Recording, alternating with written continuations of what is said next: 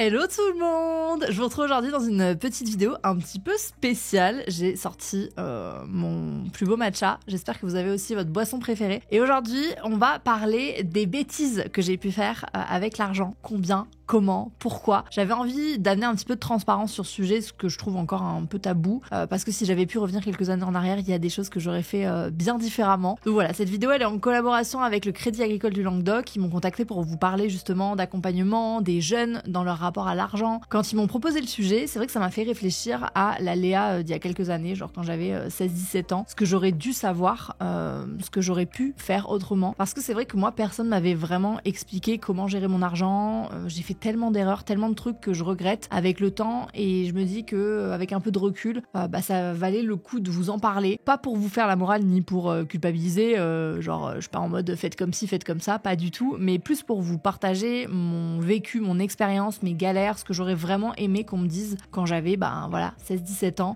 avant de prendre mon envol. Donc voilà, j'ai préparé mon petit matcha vanille, j'espère que vous êtes confortablement installés et on va parler thunes, de mes premiers salaires à mes erreurs de débutante, à comment Samuel et moi on a galéré à gérer notre budget de couple et de pourquoi c'est hyper important que les femmes s'emparent de ces sujets-là. Bref, voilà, c'est un peu un petit FaceTime entre nous, donc let's go, c'est parti. Pour vous donner un peu de contexte, moi j'ai lancé ma boîte à 16 ans. 16 ans. Genre vraiment, j'étais une ado. Je vivais encore chez mes parents, j'étais au lycée. Et d'un coup, je me suis retrouvée à gagner de l'argent. Alors pas des sommes de fou au début, c'était mes premiers vrais revenus à l'époque. C'était un énorme privilège et j'ai pas su le gérer correctement. Parce que quand t'as 16 ans, avec un statut d'auto-entrepreneuse, déjà t'es émancipée de tes parents pour pouvoir créer ce statut. Et ton compte perso, il peut être mélangé à ton compte pro. Parce que t'as pas les mêmes obligations comptables en gros qu'en société. À l'époque, je voyais ça comme de l'argent de poche. Ça rentrait, ça sortait aussitôt. Et je me disais jamais tiens ma belle, tu vis chez tes parents, tout frais payé, tu peux profiter de cet argent justement pour épargner, pour investir, etc.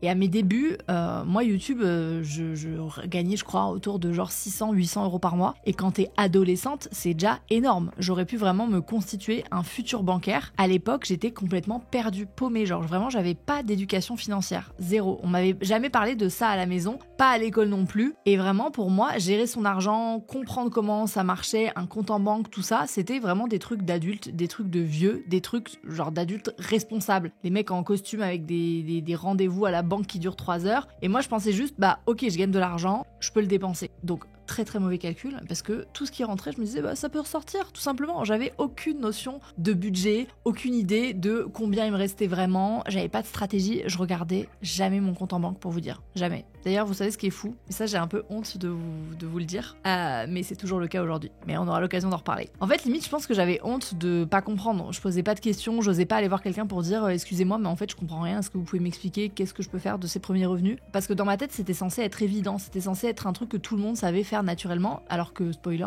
non pas du tout. On ne sait pas tout faire naturellement, surtout sur ces sujets-là si c'est pas abordé à la maison. Aujourd'hui c'est vrai, quand je repense à cette période, je me dis que si j'avais eu une appli genre l'application Ma Banque du Crédit Agricole, où tu vois vraiment tes dépenses en temps réel, où t'as des alertes qui te disent attention là tu vas être dans le rouge, etc., peut-être que ça m'aurait évité beaucoup de stress. Parce que le truc c'est que moi j'avais juste besoin de comprendre en fait, de comprendre où partait mon argent. Je savais pas du tout comment faire, et surtout je savais pas qu'il y avait des outils qui existaient comme ça. Et au-delà de l'outil, ce qui m'aurait vraiment aidé, je pense, c'est d'avoir quelqu'un à qui parler.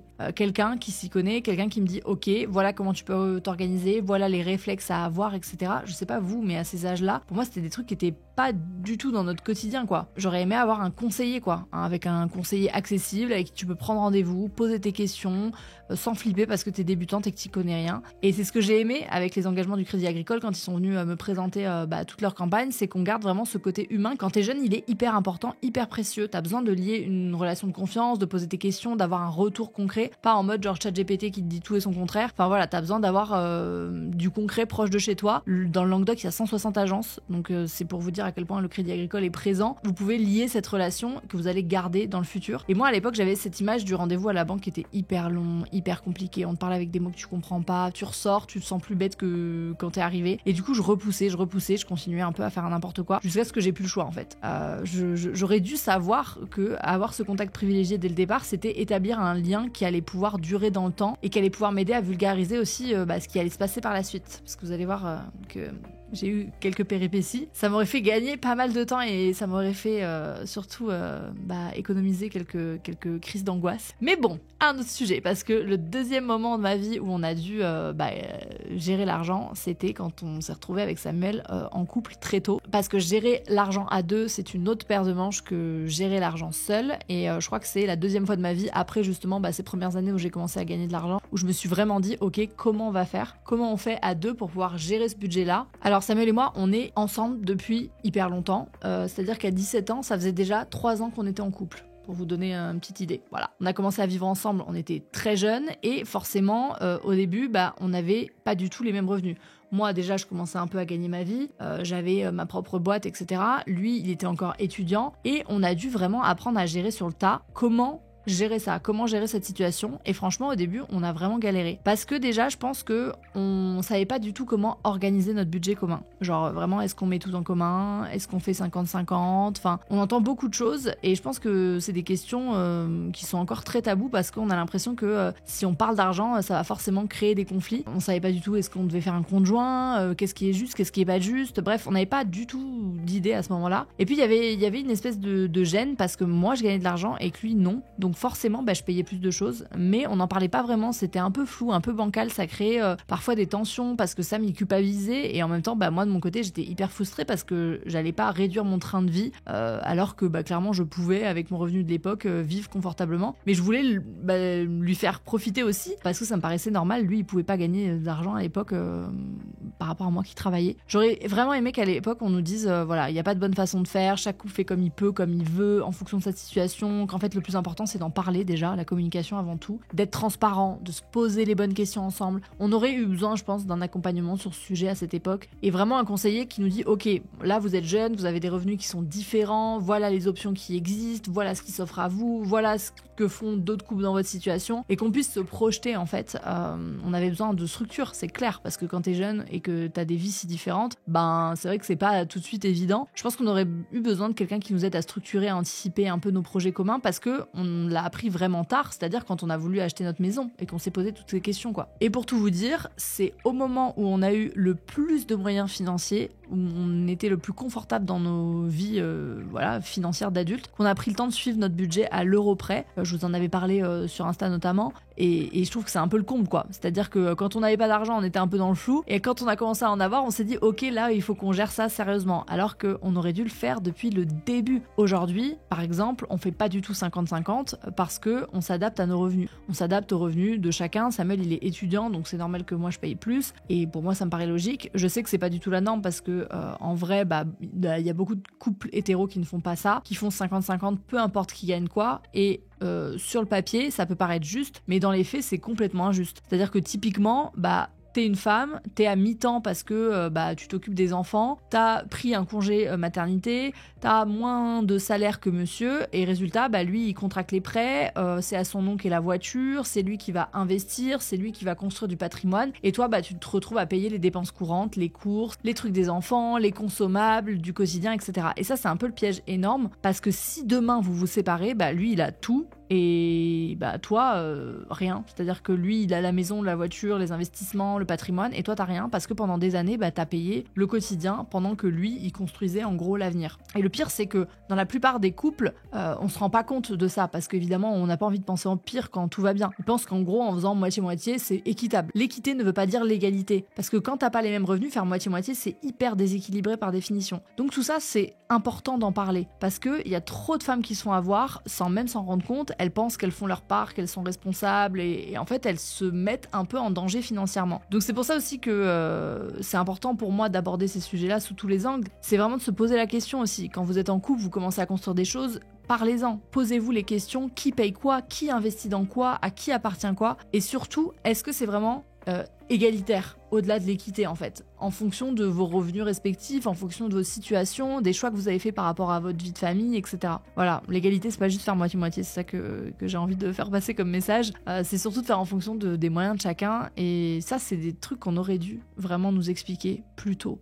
Si on avait eu un conseiller à l'époque, enfin je sais pas, un cours de gestion même financière, tu vois, quelqu'un pour nous dire attention, voilà comment vous pouvez structurer ça intelligemment, voilà les pièges à éviter. Je pense que nous avec Samuel on aurait vraiment gagné du temps, notamment pour nos futurs projets, tout ce qui est achat, premier achat, devenir propriétaire, on aurait évité beaucoup de tensions parce que l'argent dans le couple c'est vraiment un sujet délicat et quand personne te guide, tu te retrouves à tâtonner, à faire des erreurs qui peuvent vraiment avoir des grosses conséquences sur le long terme. C'est vrai qu'avec le recul, je me dis qu'un accompagnement sur ces questions-là, c'est vraiment pas du luxe, c'est essentiel. Surtout quand t'es jeune et que tu commences à construire ta vie et même ta vie de couple et que tu commences à te projeter. Parce que c'est là que tu poses les bases en fait. Et si tu les poses mal, tu peux te retrouver dans des situations qui sont hyper compliquées des années plus tard. Moi, quand je me suis retrouvée devant mon courtier pour notre premier achat, mais je n'y connaissais rien. Aujourd'hui, si je dois vous donner un peu des tips concrets sur comment nous, on fonctionne avec Samuel, je vous le disais, on suit notre budget de très près, depuis notre téléphone notamment, d'où l'intérêt d'avoir une bonne application bancaire qui vous suit partout, parce que je trouve que c'est essentiel pour suivre les prélèvements et surtout tout ce qui est abonnement commun, budget d'urgence, épargne, on se rend pas compte. Il y a tellement d'argent qui peuvent partir dans des petits abonnements qu'on a zappé et si tu regardes jamais tes comptes, tu t'en rends jamais compte, tout simplement. On a mis en place aussi des virements automatiques vers les différents investissements, les produits d'épargne en début de mois, etc. Autant vous dire que si la Léa de 17 ans avait compris ça, je serais bien plus riche aujourd'hui. Mais vraiment, juste des petits virements en début de mois d'épargne, ça aurait peut-être changé ma vie. Bon, si on veut rentrer maintenant dans le vif du sujet, je vais vous parler de ce que personne m'a jamais expliqué, ce que j'aurais aimé savoir bien plus tôt sur notamment le crédit. Alors déjà le crédit, moi j'avais quand même une très vague idée de comment ça marchait. Genre t'empruntes de l'argent, tu rends avec des intérêts, etc. Bon, ça j'avais capté. Mais au-delà de ça, j'étais complètement larguée sur plein de détails hyper importants. Par exemple les assurances de prêt. Je savais même pas que ça existait. Genre personne m'avait dit que, en gros, quand t'empruntes, on te propose une assurance qui va couvrir ton prêt si jamais il t'arrive un truc. Ok. Bon, c'est bon à savoir. Mais je savais pas, par exemple, qu'au bout de quelques temps, tu pouvais revoir ton assurance avec ton conseiller pour vérifier tes garanties et surtout si tes quotités sont toujours adaptées à ta situation, etc. Genre moi, j'ai découvert ça il y a 2 ans. 2 ans. Donc ça, typiquement, si vous saviez pas, vous pouvez vraiment faire des économies. Mais pareil, si t'as pas des relations humaines avec un bon conseiller bancaire, bah typiquement, c'est le genre de truc... tu le connais pas de naissance, quoi. Et pareil, le montant qu'il faut avoir de disponible pour emprunter de l'argent. Il te faut de l'épargne, il faut montrer que t'es capable de mettre de l'argent de côté, que t'es sérieux financièrement parlant, genre point hyper important, qui à l'époque a retardé nos projets, parce que j'avais fait une très grosse erreur en étant jeune.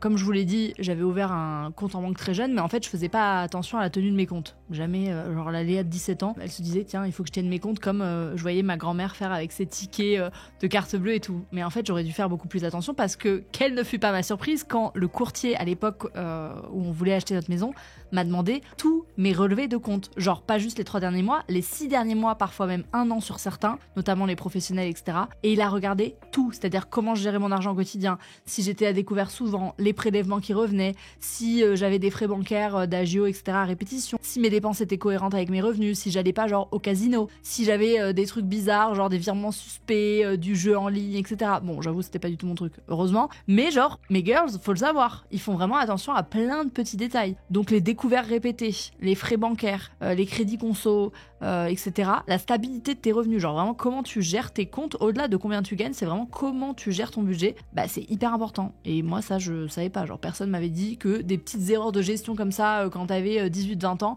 ça pouvait te suivre ensuite pendant des années. Donc vraiment faites gaffe dès le début à tenir vos comptes proprement, c'est-à-dire vraiment pas de découvert, épargne régulière, même si c'est 20 €, même si c'est 30 €, genre le fait que t'arrives à épargner régulièrement, ça ils adorent. Et voilà, typiquement ça, pourquoi on nous l'apprend pas? Genre pourquoi on te dit pas ça au lycée quand tu ouvres ton premier compte, genre attention, ça va compter pour plus tard, fais gaffe, gère bien tes sous, sois rigoureux, rigoureuse, parce que bah, le jour où tu voudras emprunter pour un gros projet, bah tout ça, on va le regarder quoi, on va l'éplucher. Donc si vous êtes jeune et que vous commencez tout juste à gérer votre argent avec vos premiers salaires, faites attention dès maintenant, genre vraiment là, c'est un peu grande sœur Léa, mais je vous jure, j'aurais adoré savoir ça il y a quelques années. Et même si vous n'avez pas de gros projets tout de suite en fait, hein, même si vous pensez que c'est pas important là maintenant, ça l'est, genre ça va compter pour plus tard. Et plus tu prends des habitudes tôt, plus je trouve que c'est facile de continuer après. Et c'est exactement pour moi le genre d'accompagnement qui me manque quand t'es jeune. C'est pour ça que je trouve que c'est vraiment bien qu'il y ait des banques comme le Crédit Agricole qui se mettent sur ces sujets-là et qui vont vraiment mettre l'accent sur ça maintenant, sur l'éducation financière, sur l'accompagnement des jeunes dès le départ. Parce que c'est là que ça se joue en fait. C'est là que tu poses les bases de l'avenir financier. Et c'est aussi le moment où la Léa très organisée a commencé à apparaître dans ma vie parce que j'ai appris à tout garder. Genre vraiment tous mes bulletins de salaire, mes avis d'imposition, mes relevés de compte, tout, en papier, en numérique, parce que j'ai compris que le jour où tu voulais vraiment te lancer dans un projet, acheter une maison, emprunter pour ta boîte, etc., on te demande tout. Et si t'as rien à garder, si t'es pas organisé, c'est vraiment une galère. Donc je peux vous montrer notre petit système si ça peut vous aider. En fait, nous, on a un meuble à l'entrée et on a 2 bannettes. Donc 2 bannettes de rangement papier, une à gérer et une à ranger. Une fois par mois, on trie tous nos papiers et vraiment on gère les urgences et le reste, tout est réparti dans des dossiers par catégorie. C'est-à-dire que ça évite de plus retrouver genre sa fiche de paye d'il y a 3 mois. Enfin vraiment, au moins tu sais que tout est au même endroit. On a ces bannettes-là à l'entrée juste à côté tu sais, du vide-poche où tu déposes le courrier en te disant je m'en occuperai plus tard. Non. Là, on prend direct les trucs, on met dans notre petite bannette à gérer, à ranger et une fois par semaine dans des petites pochettes bien classées comme il faut. Et quand on doit retrouver des papiers, mais là tu t'aimes, tu t'embrasses les mains en te disant mais merci à la Léa d'il y a quelques semaines d'avoir pensé à faire ça. En plus de ça, on a un drive commun où on met à jour tous nos papiers. Je vous dis pas comment ça nous a sauvés quand là on a vendu la maison et qu'il fallait reconstituer un dossier de location, ma phobie sur terre. Je sais que je vous saoule avec l'organisation, mais vraiment c'est un gain de temps dans les périodes comme ça qui sont déjà hyper stressantes. Bah c'est pareil pour vos finances en fait. Sur le moment quand t'es jeune ça te paraît pas sexy, ça te paraît pas hyper important, mais après tu te remercies tellement de pas avoir fermé les yeux sur tout ça. Ensuite on va parler de l'épargne et de l'investissement, parce que l'épargne, l'investissement, la différence entre les deux, comment faire les bons choix, etc. Ça c'est des trucs pareils. Si tu ne nais pas dans une famille où tu as le privilège d'être au courant de ces sujets-là, bah franchement, pour être honnête, bah moi je crois qu'on m'en avait jamais parlé. C'est-à-dire que je me suis renseignée par moi-même. Je pense que mes parents ils avaient un livret A, mais c'est tout. J'ai dû plus tard écouter des podcasts, suivre des comptes Insta spécialisés. J'ai lu des blogs sur les finances perso. C'était hyper intéressant. Vraiment, il y a plein de créateurs de contenu qui vulgarisent ça et c'est super bien. Ça rend ces sujets hyper accessibles. Mais le truc c'est que tout ça c'est arrivé trop tard dans ma vie. Genre j'ai découvert ça, je devais avoir 24-26 ans. Moi ma vie elle était déjà bien avancée en termes de justement d'épargne et de ce que j'aurais pu faire. J'aurais dû m'y intéresser avant, parce que j'avais déjà perdu beaucoup d'années, des années où j'aurais pu commencer à épargner intelligemment, à investir, à faire travailler mon argent, etc. Et surtout, j'avais pas saisi l'importance de la stratégie. Je savais que l'épargne c'était bien, que l'investissement ça existait, mais concrètement ça voulait dire quoi pour moi? C'était quoi les produits financiers qui étaient accessibles, lesquels je devais utiliser dans quelle situation, pourquoi, enfin tu vois. En fait, je crois qu'il y a plein de trucs différents.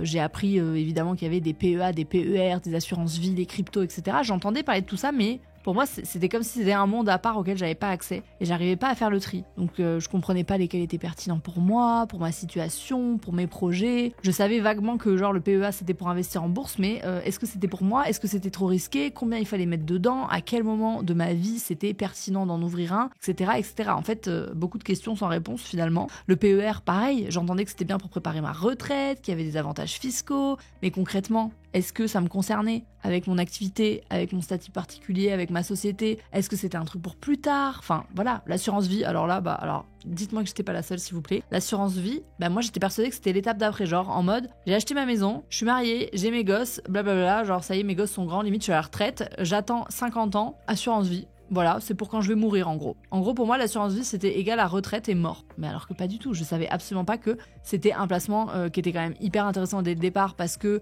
quand t'as un peu de temps devant toi et que tu commences à avoir un peu d'épargne, plus tu commences tôt, plus c'est avantageux sur le long terme, que tu peux choisir ton niveau de risque, tu peux y mettre des petites sommes au début, tu peux faire des dépôts ponctuels quand t'as des périodes où t'as plus d'argent, etc. Je ne savais pas tout ça. Voilà. Et justement, autre chose que je ne savais pas, le fait que tu puisses commencer avec des petites sommes, genre des 50 € par mois, des 100 € par mois. L'important, en fait, c'était vraiment de commencer et d'en faire une habitude. Mais moi, je pensais que, en fait, en dessous de 500 €, ça servait à rien. Mais en fait, pas du tout. En vrai, pendant trop longtemps, j'ai cru que ces questions-là, elles étaient genre réservées à une forme d'élite, une forme de monde à part qui connaissait, qui comprenait déjà ce monde-là. Voilà, pour moi, investir, c'était vraiment genre le truc des mecs en costard qui jouent avec des millions. Et pourtant, dans les milieux plus populaires, j'ai l'impression que on ne parle pas de ça. On nous désintéresse complètement des sujets. Alors, me concernant, je viens d'une famille quand même privilégiée et qui a toujours géré son argent parce que beaucoup d'entrepreneurs. Mais c'est vrai que ça faisait pas partie des sujets qu'on abordait. Alors qu'en fait, le savoir financier, c'est le pouvoir. C'est ce qui te permet de te protéger, de te construire un avenir, surtout dans le monde dans lequel on est, de pas dépendre de quelqu'un d'autre. c'est ce qui te permet aussi de comprendre comment fonctionne le système et donc de mieux le critiquer, de mieux le remettre en question, et ça c'est hyper important. Il faut vraiment pour moi qu'on se réapproprie ces sujets, et pour ça il faut de l'explication, il faut de l'accompagnement, il faut que ces savoirs soient accessibles à tout le monde, pas juste à ceux qui sont nés dans les familles où on en parle naturellement et où ça fait partie de l'éducation, de la culture. Donc oui, en vrai, je me suis renseignée toute seule, j'ai appris plein de trucs via internet, j'adore vous partager un peu toutes mes trouvailles. Voilà, je suis très partisane du fait de se renseigner par soi-même. C'est hyper important juste de ne pas écouter une seule source et de pas mettre tous ces œufs dans le même panier. Il faut absolument croiser les infos, il faut comprendre par soi-même, il faut se faire sa propre opinion, etc. Et ça, quand on n'a pas baigné dedans, parfois c'est difficile. Et en fait, je pense que ce qui m'a manqué, ce qui a manqué à la Léa d'il y a quelques années, c'est quelqu'un qui me dise « Ok, Léa, toi, t'es dans cette situation avec tes revenus, tes projets, ton âge, voilà ce qui est pertinent pour toi, on va commencer par ça, dans quelques années, tu seras à une autre étape, on ajustera, etc. » Et c'est typiquement sur ce genre de choses que les conseillers, par exemple, du Crédit Agricole peuvent aussi vous accompagner. Moi, j'ai jamais fait cette démarche-là, alors que si j'avais su ça à mon époque, je pense que ça aurait changé mes relations aussi avec tous ces sujets sur le long terme. Parce que c'est pas juste une question d'information en fait. Je pense qu'il y a vraiment un truc de timing, de stratégie, de comprendre ce qui est pertinent pour toi maintenant dans ta vie à toi. C'est tellement personnel. On n'a pas tendance, je trouve, à se poser ces questions-là. Alors que ma stratégie d'aujourd'hui, elle est complètement différente. Et comme je vous ai dit que cette vidéo, c'était la vidéo de la transparence et qu'on voulait du vrai, je vais vous parler de ce que je fais maintenant et de justement comment est-ce que j'ai construit ma stratégie d'investissement et d'épargne avec nos statuts particuliers, avec les fluctuations de nos décisions, nos déménagements, la vente de la maison, etc. Donc moi, j'ai mis en place une stratégie d'épargne qui me correspond à moi. C'est-à-dire que ce que je vous présente là, c'est uniquement valable dans mon cas, avec toutes mes spécificités. C'est juste pour vous partager aussi, parce que je trouve ça intéressant de comprendre la réflexion qui a été mise en place autour de tout ça. Donc chaque début de mois, je fais des virements automatiques qui partent dans différents placements en fonction de mes objectifs et de ce que je suis prête à risquer. Voilà, parce que attention, investir, ça comporte des risques. Il faut le savoir et il faut le faire en conséquence. Donc la base, elle est hyper stable. C'est vraiment mon épargne d'urgence, celle qui ne peut pas perdre en capital, mon livret A. Et ça, je peux m'en servir quand on a besoin pour les coups durs de la vie. Ensuite, il y a l'assurance vie, où c'est un risque qui est plutôt modéré avec un versement régulier. Et ça, c'est une stratégie d'épargne long terme, parce que je compte pas y toucher avant au moins 8 ans. Pour que ce soit avantageux. Ensuite, comme je vous disais, il y a le PEA que je délègue. Donc ça, c'est un peu plus dynamique. Et là, pareil, j'ai choisi de déléguer la gestion parce que je me sens pas du tout à l'aise encore avec la bourse. C'est des professionnels qui s'occupent de ça pour moi. Et pareil, ça, je savais pas du tout qu'on pouvait le déléguer. C'est génial. Genre vraiment, moi, je m'occupe de planifier mes virements. Et ensuite, eux s'occupent de gérer en fonction de mes objectifs et de ce que je suis prête à prendre comme risque. Et enfin, sur une toute petite partie, vraiment un montant que je sais que je peux me permettre de perdre sans aucun impact sur mon équilibre financier. C'est comme si je jouais au loto, en gros. Je me suis orientée vers des placements plus volatiles et plus risqués, comme par exemple les crypto-monnaies. Mais vraiment, c'est une toute petite partie, parce que je suis consciente que ça peut vraiment monter comme descendre très vite. C'est le choix que j'ai fait, c'est en haut de ma pyramide, c'est vraiment l'argent que je suis prête à perdre. Et ça représente genre 10, 20, 30 euros max par mois.